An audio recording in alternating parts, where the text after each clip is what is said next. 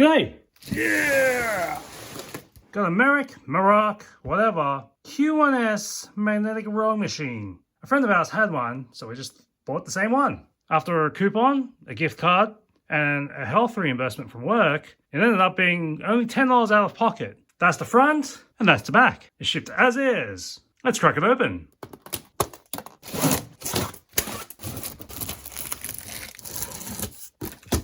I think I was supposed to tip this out or cut through the other side and slide the box off of that. In which case, I need more space. I'm just going to attempt to tip it out and hope it doesn't fall and put a hole in the wall.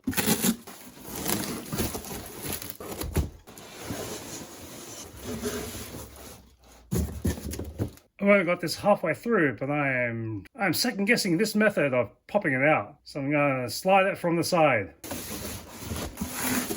Back flat, I'm going to cut the other side. The box is 23 inches or 59 centimeters by 38 inches or 97 centimeters. So make sure you have enough room if you're going to slide it out through the bottom. These poles seem to fall off, so that wasn't going to be an issue. Once I get a piece of free balsa wood, I can use that for some DIY project later on the road. I still have no idea how I'm supposed to really get this out of the box, but there are the tools. I think these are all the tools I need. We'll see how you guys want to build it. So we'll get these poles out of the way, whatever this is. I think I was supposed to separate this somehow.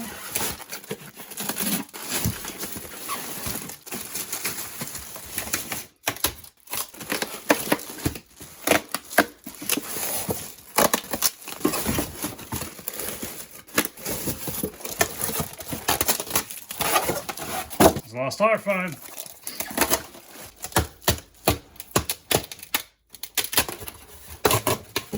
I think I've got all the pieces out now. And a spot there, a user manual. It comes with 2 AAA batteries. Ah, good. I was worried there for a second I wasn't going to find the instructions on assembly. So let's try to build this thing. Ignoring all the little styrofoam bits, I've got everything laid out. I think it's all plastic and metal. So I don't know why I have a piece of broken glass. This wasn't in the area before I started all this. We'll get the front legs on the main body. We'll have these wheels face away so we make use of the rollaway function. Trying to open up the toolkit and I ripped off half the identifiers. To be careful about tearing this one off too quick. But at least I've got drawings to show you what bolts are sitting there. We'll need these mushroom bolts. And use this weird thing. And we'll get this foot onto the main assembly.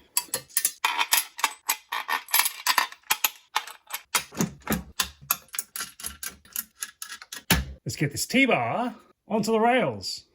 We use the bolts with the flat washers. Tighten it up with this Allen key.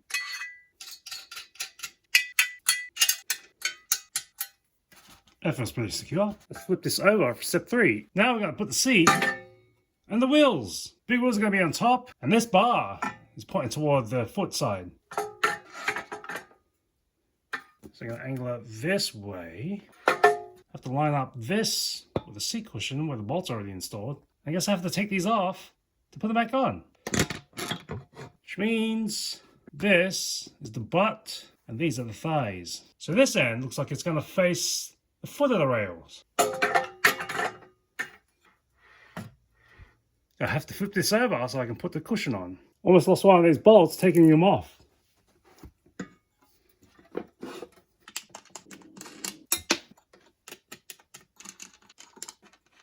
Okay, so I think everything is tightened enough with a hand. It was a bit trickier doing the one at the front. The thing seems to be snug enough, so I'll tighten it up with the Allen key. So at the end of this, I found out I don't need to have this rail on before I tighten the bolts on. That would have been much easier. In any event, we've got the seat on the rails. Now we've got to flip this over and attach it to the main part.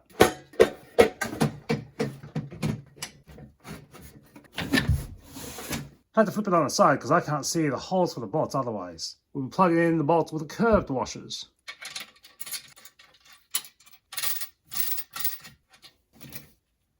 far as my fingers can get these. Let's finish off with the Allen key again.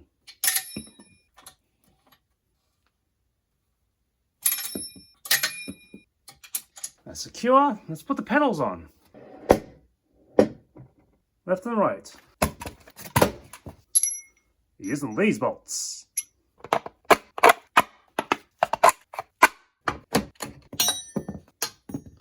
Not so easy threading this by hand. I'll have to use this crazy wrench.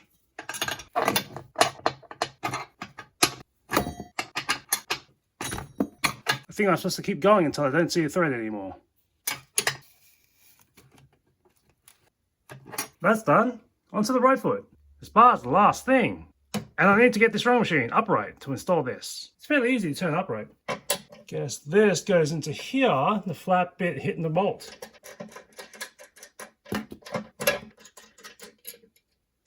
And tightening this is good enough. There's double up on this. Feels secure enough, but just for good measure. Okay, that's locked in. And here's the thing all set up.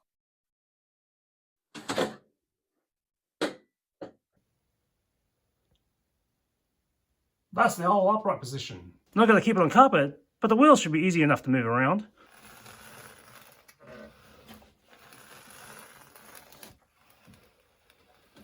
Let's see how easy it is to prop it up from the seated position to the storage.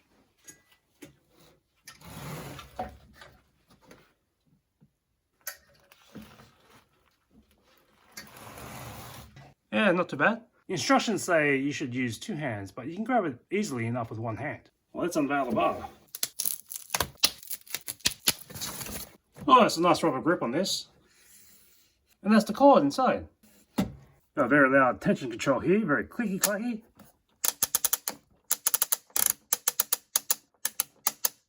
I'm going to start on one because I've never used a rowing machine before. Forgot to uncover the panel here as well.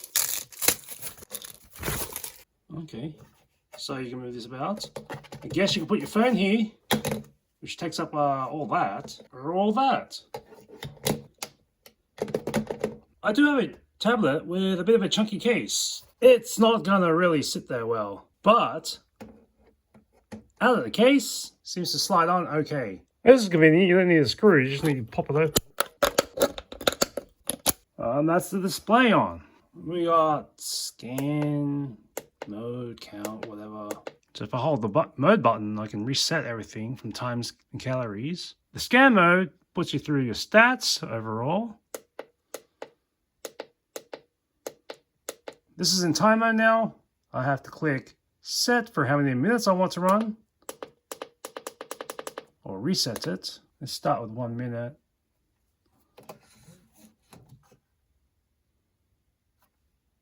Start counting. Stop it.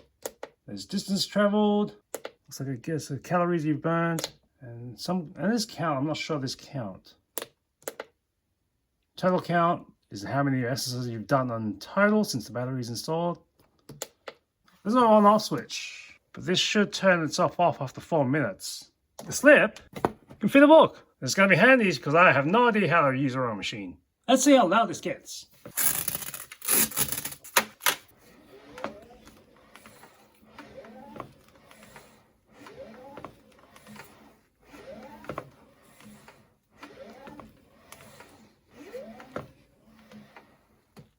Pretty decent. The last part is more likely when I was rocking back and forth on my feet. That's what it looks like on this end when you prop it up. The range of motion on this is just all the way up there, or all the way flat. Easy enough to lift up, but it's a bit cumbersome if you want to move it around. There's no easy way to keep these pedals in this position so that you don't jam the toes against the floor when you lay it down. Every time I wheel this from another location, the toes of the pedals keep getting caught on the floor. So when I set it back down, feels like I'm going to snap the pedals in half. The true measure of all workout equipment goes to how much clothing you can stack on it. Maybe a pair of pants on the seat. You can even hang your hat on this. Plus more space on the handlebars. Size-wise, the minimum amount of floor space you should save for this is 2 feet wide, or 60 centimeters, by 7 feet, or 2.1 meters long. If you're storing it in the closed rack mode, you'll need to save 28 inches, or 71 centimeters, deep. This whole thing weighs just under 50 pounds, or 22 kilograms, with a max load of 160 kilograms, or 350 pounds. And here's all that rubbish. So we got the big box that came in, it's a piece of balsa wood, all that styrofoam, these cardboard edges, all those plastic bags, these wrapping padding things, this cardboard and blister for the tools themselves, which may be able to reuse, and these straps from the outside of the box. See you next time on Backburner.